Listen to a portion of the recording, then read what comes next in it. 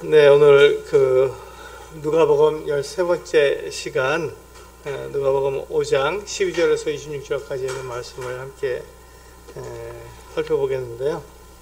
제목은요, 죄를 사하는 인자의 권세, 죄를 사하는 인자의 권세라는 제목으로 함께 교제를 나눠보도록 하겠습니다. 우리 누가복음 5장 12절에서 26절까지를 같이 한번 읽어볼까요? 그 내용을 정확히 알고 우리가 함께 교제하도록 하겠습니다. 누가복음 5장 12절부터 26절까지 같이 한번 읽어보겠습니다. 시작. 예수께서 한 동네에 계실 때 온 몸에 나병 들린 사람이 있어 예수를 보고 엎드려 구하여 이르되 주여 원하시면 나를 깨끗하게 하실 수 있나이다 하니 예수께서 손을 내밀어 그에게 대시며 이르시되 내가 원하노니 깨끗함을 받으라 하신데 나병이 곧 떠나니라. 예수께서 그를 경고하시되 아무에게도 이르지 말고 가서 제사장에게 내 몸을 보이고 또 내가 깨끗하게 됨으로 인하여 모세가 명한 대로 예물을 드려 그들에게 입증하라 하셨더니 예수의 소문이 더욱 퍼짐에 수많은 무리가 말씀도 듣고 자기 병도 고침을 받고자 하여 모여오되 예수는 물러가사 한적한 곳에서 기도하시니라. 하루는 가르치실 때 갈릴리의 각 마을과 유대와 예루살렘에서 온 바리새인과 율법 교사들이 앉았는데 병을 고치는 주의 능력이 예수와 함께 하더라.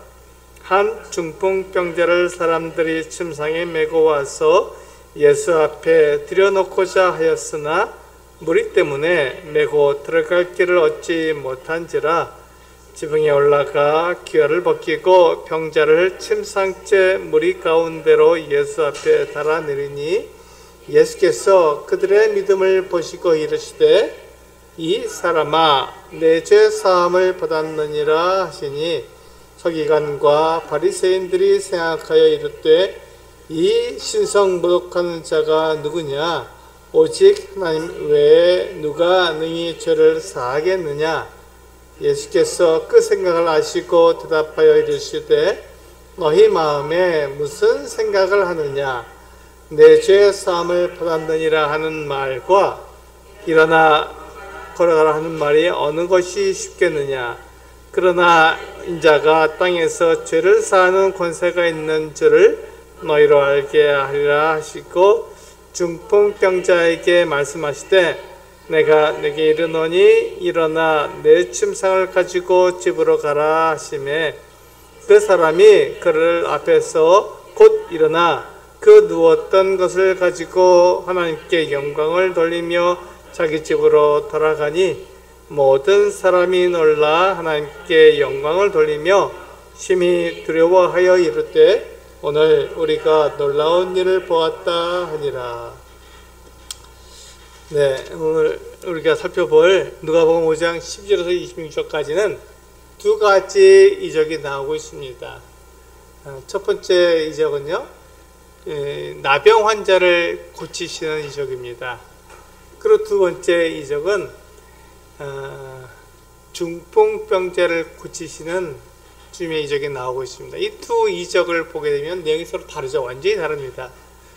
그런데 이 두 가지 이적이 공통적으로 한 내용을 말하고 있습니다. 그것은 그 내용이 무엇이죠?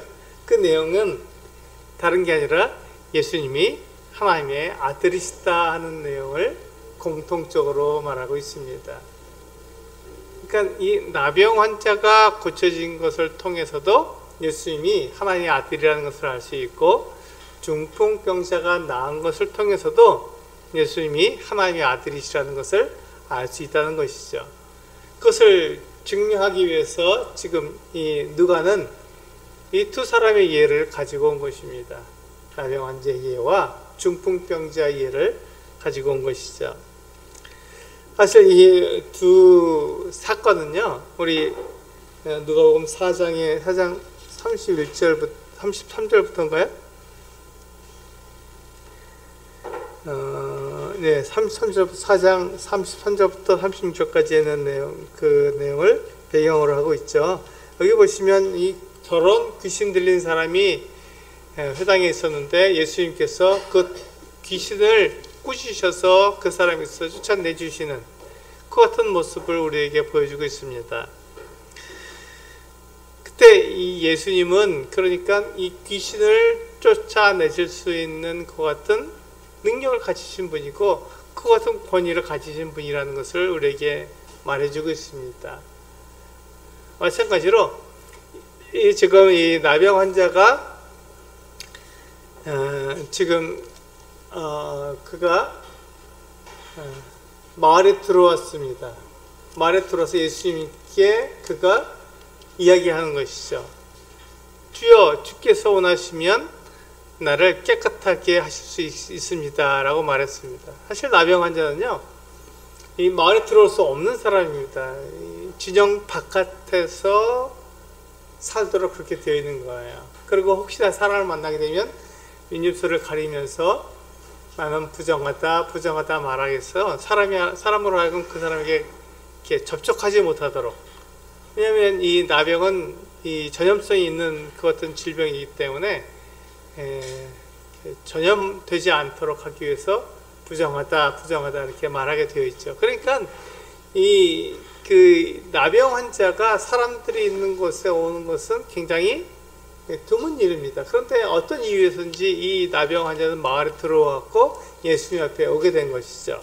그래서 예수님께 뭐라고 얘기하냐면 주여 원하시면 나를 깨끗하게 하실 수 있나이다 이렇게 말을 했던 것입니다.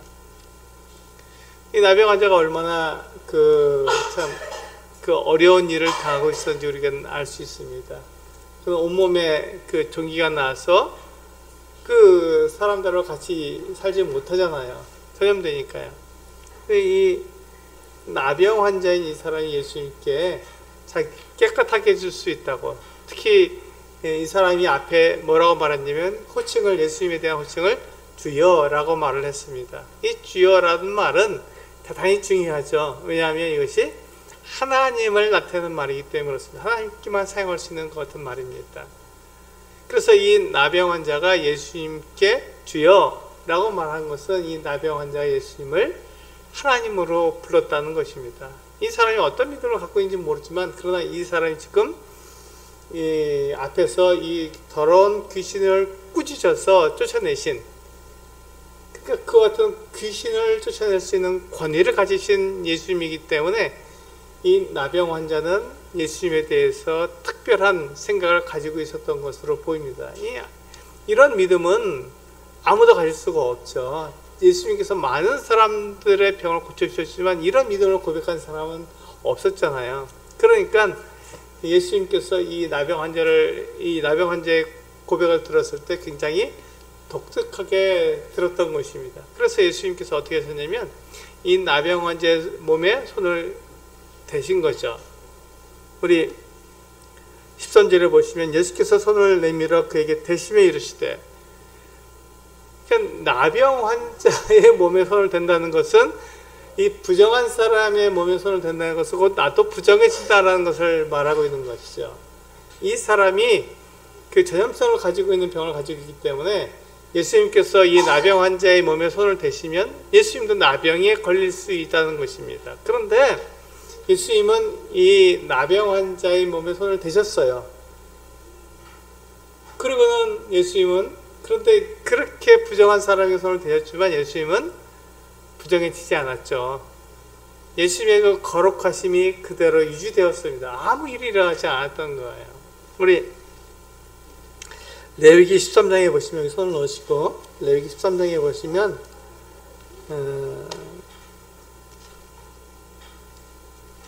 이 나병 환자가 어떻게 살아야 되는지를 분명히 얘기해 주고 있죠. 레위기 13장 45절 46절을 같이 한번 보시겠습니다. 레위기 13장은 이 나병에 대해서 전체적으로 얘기하고 있는 거예요. 나병이 그만큼 중요하고 위험한 병이었죠. 그래서 그 중에서 우리 45절과 46절을 보시면 나병 환자가 어떻게 해야 되는지에 대해서 말씀하고 있습니다. 같이 한번 읽어볼까요? 레위기 13장 45절과 46절입니다. 시작. 나병 환자는 옷을 찢고 머리를 풀며 윗입술을 가리고 외치기를 부정하다 부정하다 할 것이요 병 있는 날 동안은 늘 부정할 것이라. 그가 부정한 즉 혼자 살 때 진영 밖에서 살지니라. 그러니까 이 사람은 부정하기 때문에 다른 사람에게 이렇게 자기에게 접촉하는 것을 허락하지 않았죠. 접촉하면 그 사람도 부정해지니까요. 그런데 예수님께서 이 나병 환자를 고치시기 위해서 이 사람의 몸에 손을 대신 거예요. 그러니까 이 예수님이 얼마나 거룩하신지, 창조주신지, 우리 주인신지를 이것을 통해서 알 수 있죠. 이 나병 환자의 몸에 손을 대었지만 결코 부정해지지 않고 나병이 결코 그 예수님에게 옮기지 않는 하나님의 아들이라는 것을 우리는 분명히 알 수 있습니다. 그리고 예수님께서 뭐라고 말씀하시냐면 내가 원하노니 깨끗함을 받으라. 우리 본문으로 돌아가셨어요. 누가복음 5장에 보시면 그렇게 말씀하시죠. 내가 원하노니 깨끗함을 받으라 하신데 나병이 곧 떠나니라. 이렇게 되어 있습니다. 나병이 나은 거예요, 이 사람이. 그런데 예수님께서 뭐라고 하셨냐면 14절에 보시면 가서 제사장에게 내 몸을 보이고 또 내가 깨끗하게 됨으로 인하여 모세가 명한 대로 예물을 드려 그들에게 어떻게 하라고요? 입증하라고요. 입증하라고 말씀하셨습니다. 여기서 보시면 예수님은 자기가 지금 이 나병 환자를 낫게 하신 것이 완전히 나은 것이라는 것을 객관적으로 그것을 증명하라고 말한 거예요. 그냥 나병 환자의 한 사람이 그냥 알고만 있고 난 나았네? 감사하네? 이렇게 하고 끝나는 것이 아니라 그것을 제사장에 가서 보여주고 그리고 모세가 명한 그 예물을 드려서 그가 깨끗하게 된 것을 입증하라고 이야기하고 있습니다. 그렇게 됨으로써 이 나병 환자가 깨끗하게 된 것이 객관적으로 입증되는 거죠. 그렇다면 여기서 잘 보시면 나병 환자가 나은 적이 있습니까? 네, 그 엘리사 시대에 이 아람 나라의 군대 장관인 이 나아만이 나왔죠. 근데 그 누가 낫게 했습니까? 엘리사가 낫게 했습니까? 그렇지 않습니다. 하나님이 엘리사를 통해서 그를 이 나아만을 치료할 방법을 알려주신 것이죠. 엘리사가 이 나아만을 낫게 한 것이 아닙니다. 엘리사는 이 나아만이 왔을 때 어떻게 말하라고 했냐면 요단강에 가서 7번 몸을 씻으라 하는 것을 하나님께 들은 거죠. 하나님께 이렇게 말씀하신 것을 그가 듣고 알았습니다. 그래서 그것을 자기가 직접 말한 것도 아니고 자기의 종 게하시를 통해서 이 나아만 장군에게 말한 거예요. 저기 요단강에 가서 7번 몸을 씻으면 깨끗하게 될 겁니다. 이렇게 얘기한 거예요. 이게 말이 안 되죠. 아람 나라의 군대 장관인데 뛰어나와서 그냥 막 이 사람을 영접해도 시원치 않을 텐데 종을 시켜갖고 저기 가서 여기 요단강에 가서 7번 몸을 씻으면 깨끗해질 겁니다. 이렇게 말하니까 나아만이 화가 났습니다. 당연하죠. 어떻게 나를 이렇게 대접하나 하는 생각을 가졌을 것입니다. 그런데 그 이야기, 요단강에 가서 7번 몸을 씻으라는 것은 그 엘리사의 말이 아니었잖아요. 하나님께서 약속하신 거잖아요. 그러니까 나아만이 요단강에 가서 7번 몸을 씻으면 그는 하나님에 의해서 그의 몸이 깨끗해질 겁니다. 그걸 그렇게 말씀하신 거 하나님께서 깨끗하게 하신 거예요. 그것처럼 지금 예수님께서 이 나병 들린 이 사람을 고쳐주실 때 내가 원한다. 너 깨끗함을 받아라. 이렇게 말씀하신 거죠. 다른 건 없었습니다. 말씀으로만 이렇게 하신 거죠. 그랬더니 그 나병이 떠나가고 이 사람이 깨끗하게 되었습니다. 그런데 예수님이 하나님의 아들이시라는 것을 공공연하게 객관적으로 증명해야 되잖아요. 이게 사건을 통해서. 그러기 위해서 이 사람은 어떻게 됐죠? 제사장에게 가야 했습니다. 그리고 자기 몸을 보여야 됐습니다. 그 다음에 모세가 명한 예물을 드려서 자기가 깨끗하게 된 것을 입증해야 했던 것이죠. 예수님께서 그 앞에 뭐라고 말씀하셨냐면 아무에게도 말하지 말라 이렇게 말씀하셨습니다. 이 사람이 아무에게도 말하지 않지만 그러나 어떻게 했죠? 제사장에 가서 자기가 어떻게 나은지 말하려면 예수님께서 자기를 치료해 주셨다는 것을 얘기할 수밖에 없는 거예요. 그러니까 어떻게 해서 이게 낫게 됐냐? 이렇게 해서 예수님께서 나를 이렇게 낫게 해주셨습니다라고 말할 수밖에 없는 거죠. 그리고 이 나병 환자가 이제 마을로 들어가서 사람들하고 같이 살아야 돼, 가족들과 같이 살아야 되잖아요. 그때 사람들이 물을 거 아닙니까? 당신 어떻게 낫게 됐습니까? 라고 물었을 때 이 나병 환자가 그렇게 말할 수밖에 없죠. 예수님께서 나를 치료해 주셨습니다 라고 말할 수밖에 없죠. 이 사람이 말을 하지 않고 다른 사람들에게 알리지 않는다 할지라도 이 사람의 그 어떤 병이 나은 것, 나병이 나은 것에 대해서 말해 주려면 어쩔 수 없이 예수님을 거론할 수밖에 없다는 거죠. 왜냐하면 나병 환자는 나은 적이 없기 때문에 그렇습니다. 그 누구도 나병을 치료할 수 없기 때문에 그렇습니다. 근데 예수님은 이 나병 환자를 치료해 주셨잖아요. 그리고 그것을 제사장에 의해서 객관적으로 입증까지 되었잖아요. 예수님은 바로 나병을 치료할 수 있는 하나님의 아들이시라는 것을 우리는 여기서 볼 수 있는 것이죠. 우리 뒤에 보시면 누가복음 5장이었으니까 뒤에 누가복음 7장을 보시면 이제 요한이 그렇게 세례 요한이 예수님께 제자 두 사람을 보내서 묻는 장면이 나옵니다. 누가복음 7장 22절입니다.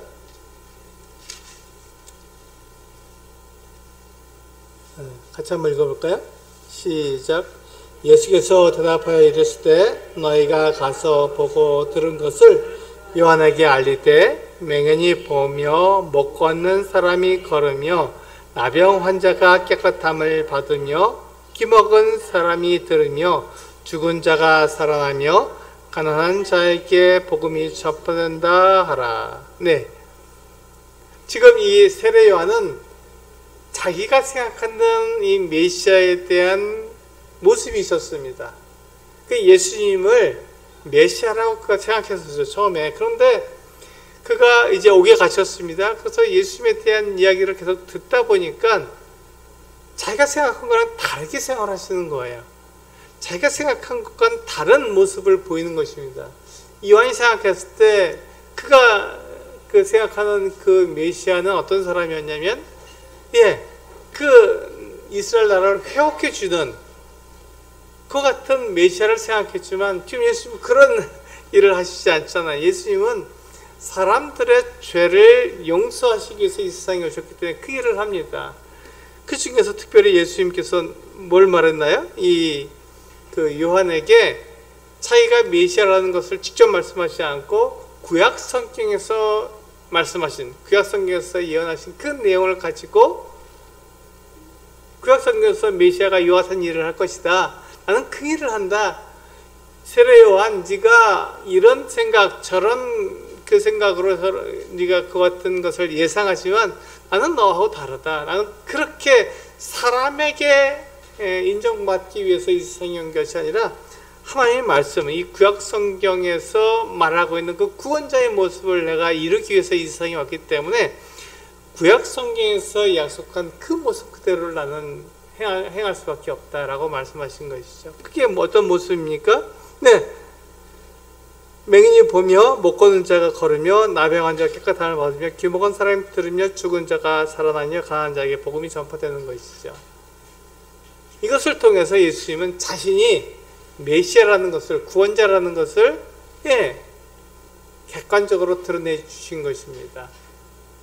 이것을 보면 성경에서 이렇게 약속하고 있는, 말씀하고 있는 그 내용을 예수님께서 그대로 행하시기 때문에 예수님은 성경에서 말씀하신, 하나님께서 약속하신 그 메시아가 맞구나 하는 것을 분명히 알 수 있는 것이죠.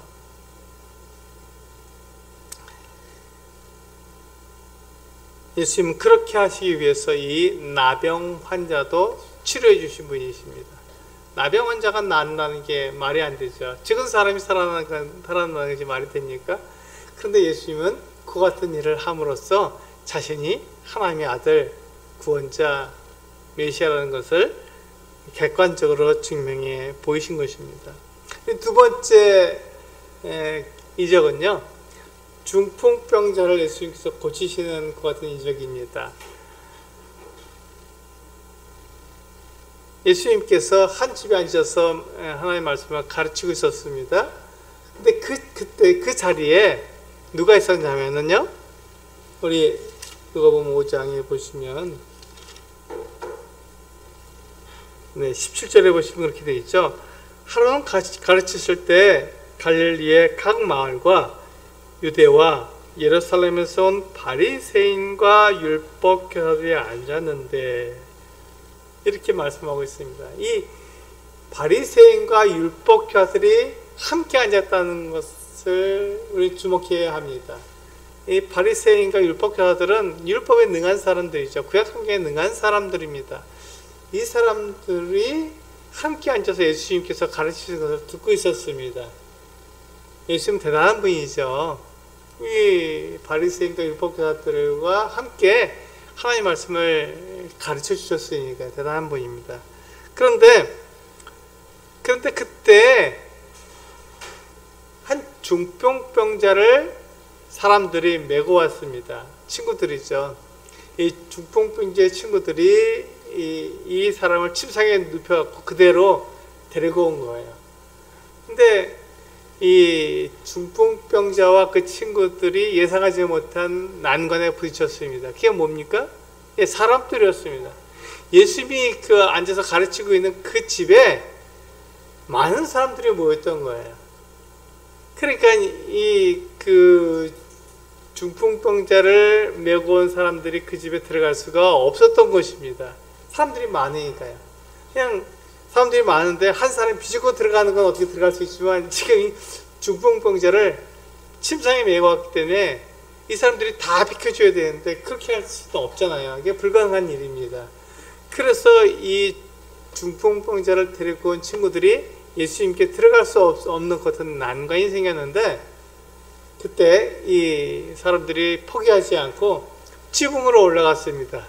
지붕에 올라서 지붕을 다 뜯어내고 거기에 예수님을, 그 중풍병자를 침상째 달아내린 거죠. 예수님 앞에 달아내린 겁니다.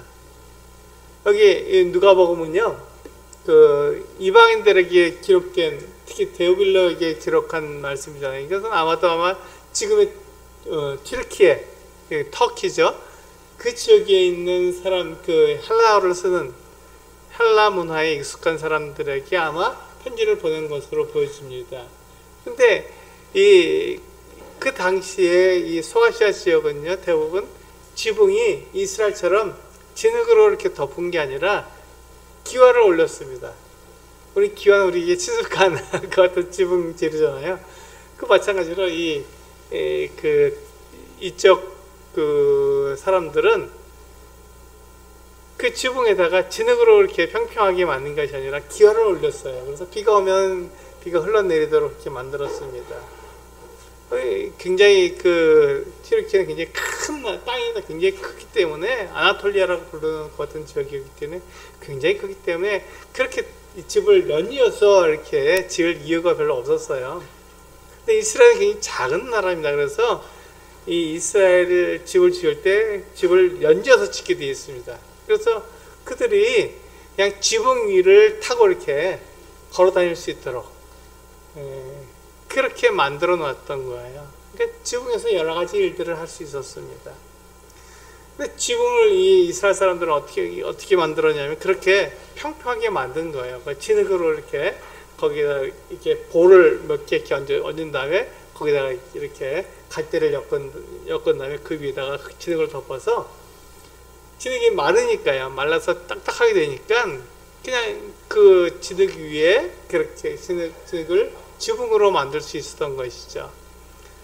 우리나라 초가집하고 비슷합니다. 이제 다만 우리는 초가를 사용했을 뿐이고, 만약에 그 집에다가 그 진흙을 만들어서 이렇게 평평하게 만들었다면, 옥상처럼 만들었다면 쉽게 이해가 될 수 있을 것이죠.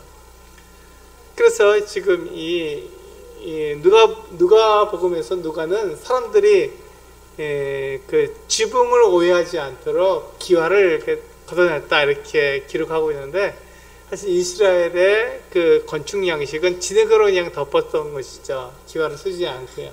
근데 그 헬라를 쓰는 이 사람들이 오해할까봐 그렇게 그냥 기와를 걷어냈다라고 말해야 아 지붕이구나 라는 생각을 가질 수 있으니까 그렇게 말을 했던 것입니다. 그리고는 그러니까 이제 그 지붕을 걷어내는 게 어렵지 않았죠. 쉽게 걷어냈어요. 그리고 거기에 이제 이 중풍병자를 내려 보낸 것입니다. 그때 우리 20절에 보시면 예수께서 이렇게 말씀하셨습니다. 예수께서 그들의 믿음을 보시고 이르시되 이 사람아 내 죄 사함을 받았느니라 하시니, 이렇게 말씀하셨습니다. 예수님께서 이 중풍병자에게 이 사람아 내 죄 사함을 받았느니라 이렇게 말씀하신 거예요. 그러니까 예수님은 지금 이 중풍병자에게 필요한 것이 무엇인지 알았던 것이죠. 이 중풍병자는 병이 낫는 것보다 더 중요한 것이 그의 죄가 용서받는 것이었습니다. 근데 많은 사람들이 예수님께 나올 때, 병자들이 예수님께 나올 때 그 병을 낫고자 해서 나오잖아요. 그들이 가지고 있었던 믿음은 예수님이 특별한 능력을 가지신 병을 고치시는 특별한 사람이었습니다. 그렇게 믿은 거예요. 예수님을 사람으로 믿은 것이죠. 그 사람들에게는 예수님이 하나님의 아들이라고 하는 것 같은 믿음을 갖지 않았습니다. 그래서 예수님께서 그 사람들을 그냥 병을 고쳐주신 거예요. 그런데 이 중풍병자와 그를 데리고 온 친구들의 믿음은 달랐습니다. 그래서 20절에 보시면 예수께서 그들의 믿음을 보시고, 중풍병자와 그 친구들의 믿음을 보시고 그 믿음을 보셨다고 말씀하시잖아요. 그들의 믿음을 보니까 그들의 믿음이 달랐습니다. 예수님이 병을 고쳐주시는 분일 뿐만 아니라 예수님은 하나님께로부터 오신 특별한 분이라는 것을 알았던 것이죠. 그래서 그들이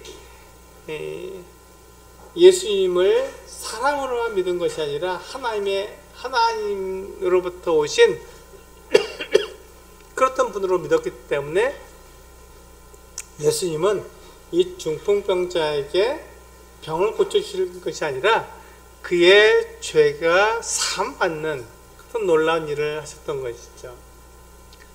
사람은 한 번 죽습니다. 한 번 죽는 것은 사람에게 정해진 것이요. 그 후에는 뭐가 있다고요? 심판이 있는 것입니다. 하나님께서 심판하실 때 사람들은 어떻게 되죠?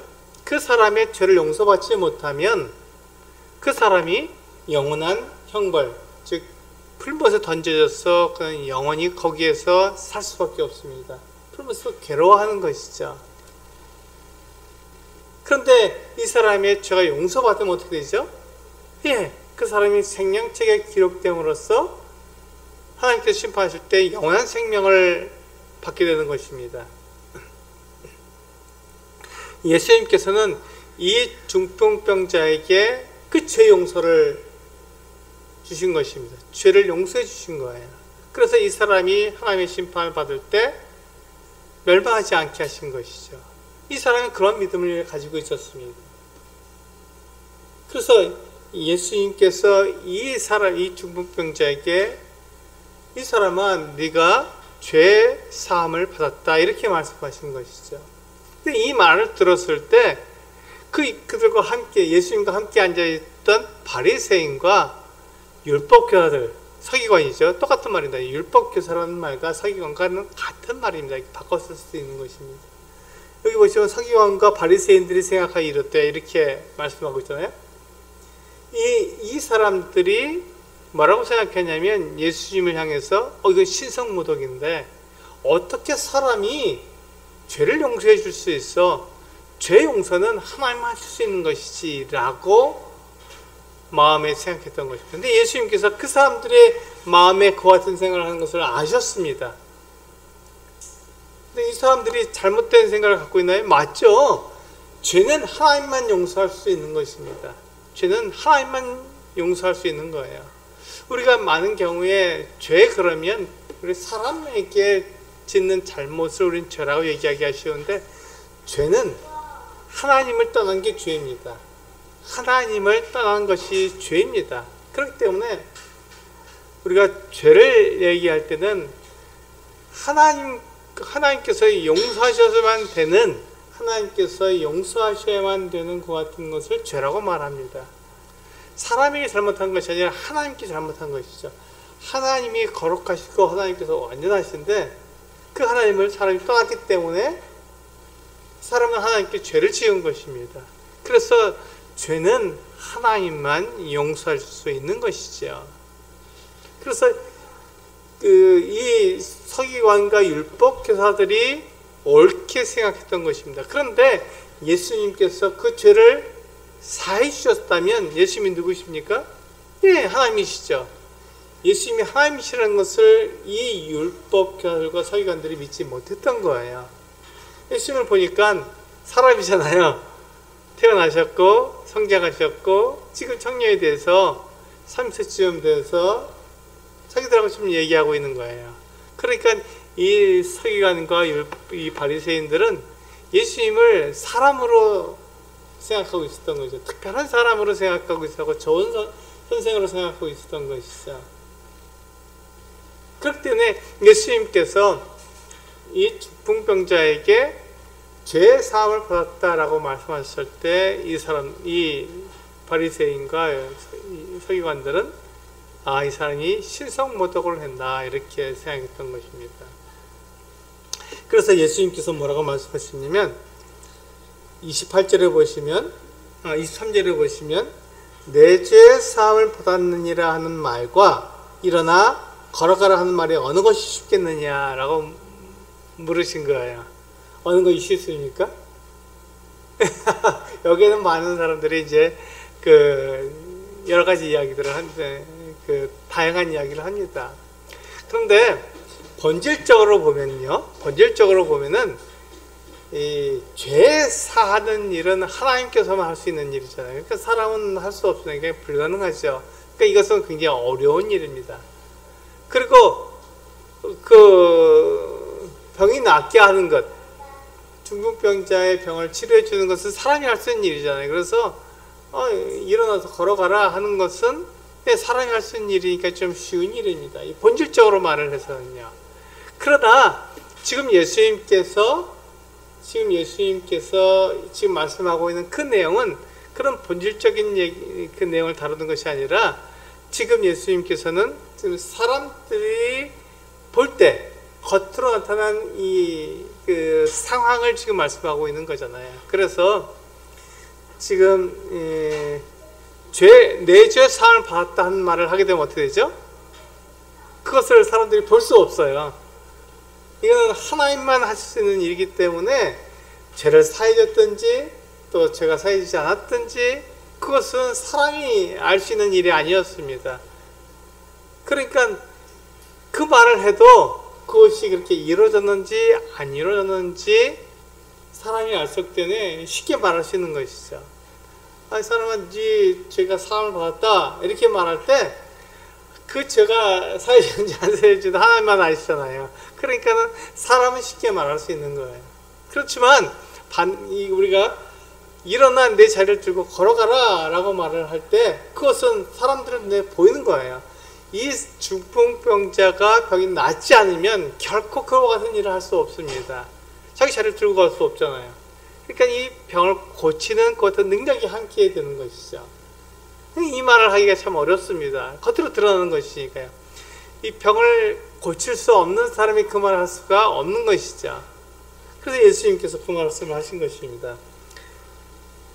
내 죄 사함을 받았느니라 하는 말과 일어나 걸어가라 하는 말이 어느 것이 쉽겠느냐. 내 죄 사함을 받았느니라 하는 말은 누구나 할 수 있는 말입니다. 그 결과를 우리는 알 수 없으니까요. 근데 예수님께서 왜 그 말씀하셨죠? 그 쉬운 말을 왜 하셨죠? 바로 그것이 24절에 그러나 인자가 땅에서 죄를 사는 권세가 있는 줄을 너희로 알게 하리라 이렇게 말씀하셨습니다. 그래서 예수님은 죄를 사하는 권세를 가지신 분입니다. 그래서 오늘 이 13번째 이 누가복음의 제목이 바로 그거잖아요. 죄를 사하는 인자의 권세라는 제목으로 우리가 말씀드리고 있잖아요. 예수님은요, 죄를 사할 수 있는 권세를 가지신 분이십니다. 이것이 바로 예수님께서 하나님의 아들이심을 나타내는 것 같은 증거가 되는 거니까요. 앞에서 우리 나병 환자가 객관적으로 그를 치료해 준 것을 어떻게 보였다고요? 세상을 통해서 그가 예물을 드려서 세상이 그 선언하죠. 이 사람은 완전히 나았습니다 라고 선언할 때 객관적으로 입증이 된 거예요. 지금 여기서는 뭡니까? 예수님께서 이 중풍병자가 일어나서 자리를 들고 걸어가게 될 때 예수님께서 병을 낫게 하시는, 말씀으로 병을 낫게 하시는 어떤 권세가 있구나. 즉 예수님은 죄를, 자기가 말씀하신 대로 죄를 용서하는 그 어떤 능력을 갖고 있는 분이구나 하는 것을 우리는 알 수 있는 것이죠. 예수님께서 객관적으로 자기가 죄를 용서해주는 권세를 가졌다는 것을 나타내기 위해서는 이 중풍병자를 고쳐주셔야 되는 거예요. 이 중풍병자가 일어나서 자기 자리를 들고 걸어가는 그 같은 놀라운 일이 일어나야 되는 것이죠. 그때 예수님께서 뭐라고 말씀하셨냐면 내가 내게 이르노니 일어나 내 침상을 가지고 집으로 가라 하시매. 예수님께서 이 중풍병자에게 그렇게 말씀하셨습니다. 일어나라고, 내 침상을 가지고 집으로 가라고 그렇게 말씀하셨습니다. 그러자 25절에 보면 그 사람이 그들 앞에서 곧 일어나 그 누웠던 것을 가지고 하나님께 영광을 돌리며 자기 집으로 돌아가니 이렇게 되어 있습니다. 예수님께서 하신 말씀을 이 중풍병자가 그대로 이룬 것이죠. 예수님께서 하신 말씀대로 그대로 이 중풍병자가 그렇게 행하게 되었습니다. 이것을 통해서 우리는 뭘 알 수 있나요? 예수님께서 하나님의 아들이라는 것을 객관적으로 우리는 알 수 있다 이렇게 말씀드릴 수 있습니다. 이 중풍병자가 바로 일어나고 자기의 침상을 들고 걸어간 것을 많은 사람들이 보는 앞에서 그렇게 했으니까요. 지금 예수님이 앉아서 가르치시는 그 집에 사람들이 꽉 찼잖아요. 바리새인도 있었고 율법교사들도 있었잖아요. 사람들이 다 증인입니다. 그 사람들이 지금 이 중풍병자가 어떻게 되는지를 다 보고 있는 거예요. 그 상황이기 때문에 예수님께서 그냥 말씀하셨어요. 일어나 네 침상을 두고 집으로 걸어가라 이렇게 말씀하셨을 때 이 중풍병자가 예수님 말씀 그대로 했던 거거든요. 그러니까 예수님께서 하나님의 아들이시라는 것을 객관적으로 증명할 수 있게 되었습니다. 이 중풍병자의 죄가 용서되는 그 같은 일을 예수님께서 하신 것이고, 그것을 객관적으로 증명하기 위해서 그 사람이, 중풍병자가 일어나서 침상을 가지고 자기 집으로 가게 된 것이죠. 이 일은 지금 이 나병 환자가 나은 것과 중풍병자가 나은 것이 서로 다른 이야기지만, 그러나 어떻습니까? 예수님이 하나님의 아들이시라는 것을 객관적으로 그냥 숨겨져서 하는 것이 아니라 객관적으로 그것을 증명해 보여준 그 같은 내용이 되는 것입니다. 그러니까 예수님은 하나님의 아들이세요. 그것이 객관적으로 증명이 된 것입니다. 그래서 예수님은 우리들의 죄를 용서할 수 있는 그 같은 분이십니다.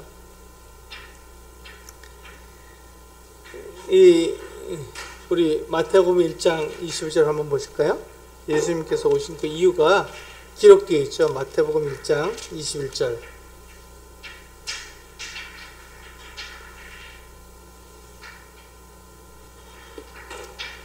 마태복음 1장 21절 같이 한번 읽어보겠습니다. 시작. 아들을 낳으리니 이름을 예수라 하라. 이는 그가 자기 백성을 그들의 죄에서 구원할 자이심이라 하니라. 그렇습니다. 예수님은 사람들을 자기 죄에서 구원할 자로 이 세상에 오신 거예요. 죄를 용서해 주시기 위해서 오신 것이죠. 그래서 하나님께서 심판하실 때 그 심판에서 벗어나도록, 심판을 받지 않고 영원한 그 형벌, 지옥 불못에 던져지지 않게 하기 위해서 예수께서 이 세상에 오신 거예요. 우리의 죄를 용서하시기 위해서요. 그 일을 예수님께서 하셨는데 그것을 우리가 믿지 못하면, 그 예수님께서 하나님의 아들이시라는 것을 믿지 못하면 이 같은 일들이 일어날 수 없는 것이죠. 그래서 이 예수 그리스도의 그 이름을 믿는 자, 영접한 자, 그 이름을 믿는 자에게는 하나님의 자녀가 된 권세를 주셨다고 말씀하시기 바로 그것입니다.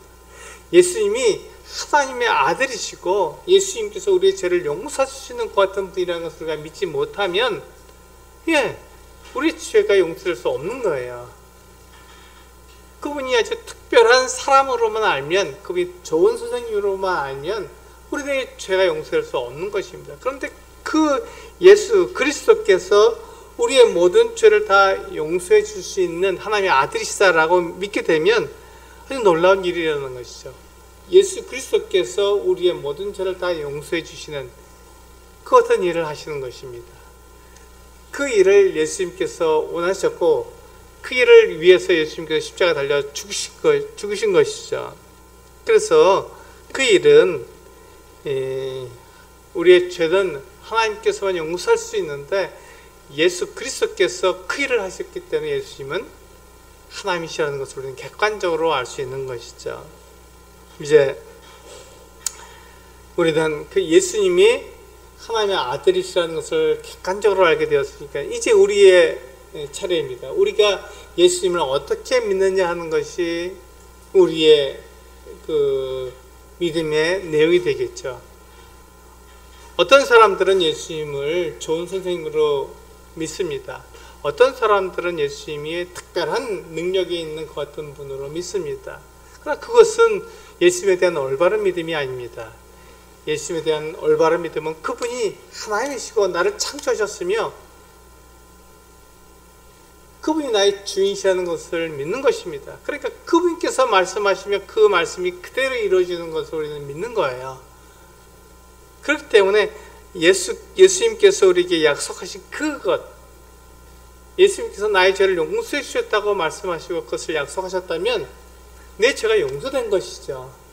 그러니까 내가 하나님과 화목한 관계를 유지할 수 있고 하나님께 나아가서 예배할 수 있는 그 같은 예배자가 된 것입니다. 그것은 예수님께서 우리에게 약속해 주신 것을 우리가 따르는 것을 말하고 있는 것이죠. 그것을 통해서 우리의 믿음, 우리가 예수님을 어떻게 믿고 있는지가 우리에게 드러나는 것이죠. 예수님은 말씀하신 것을 반드시 이루시는 하나님의 아들이십니다. 우리가 그것을 믿는다면 이 중풍병자와 그 친구들이 예수님께 보인 그 믿음처럼 예수님이 하나님께로부터 오신 하나님의 아들이라는 것을 우리는 분명히 믿고 하나님께서 심판하실 때 그 심판에선 내가 영원한 생명을 얻게 된다는 것을 믿는 것이죠. 그것이 우리에게 주어졌을 때 우리의 삶은 바뀔 것입니다. 우리의 그 행동도 바뀔 것입니다. 우리 이 세상에서 우리가 어떻게 살아가는지가 우리가 바뀌게 될 것이죠. 우리는 더 이상 이 세상에서 살아가지 않고 나를 위해서 살아가지 않고 바로 나를 창조하신 하나님을 위해서 우리는 살아가게 될 것입니다. 그것이 하나님께서 우리 사람을 창조하신 목적이니까요. 그래서 우리가 하나님을 바르게 알고 그분을 내가 믿게 된다는 올바른 믿음을 갖고 있을 때 바로 그와 같은 삶을 우리가 살게 되는 것입니다. 예수님은 그것을 위해서 이 땅에 오셨고 그것을 사람들에게 나타내 보여주셨습니다. 예수님이 하나님의 아들이시라는 것을 객관적으로 우리에게 보여주신 거죠. 그 믿음을 우리가 갖고 있을 때 우리는 이 세상을 이기며 승리함으로써 살아갈 수 있는 빛과 같은 사람들이 될 것입니다. 좋습니다. 예수님이 하나님의 아들이시며 그분이 예수님을 믿음으로 우리가 하나님의 자녀가 되는 놀라운 권세를 받았다는 것을 우리가 알고 믿게 될 때 우리는 이 세상을 이기게 될 것입니다. 이 믿음으로 세상을 이기는 우리 성도님들 되시기 원합니다. 기도하시겠습니다.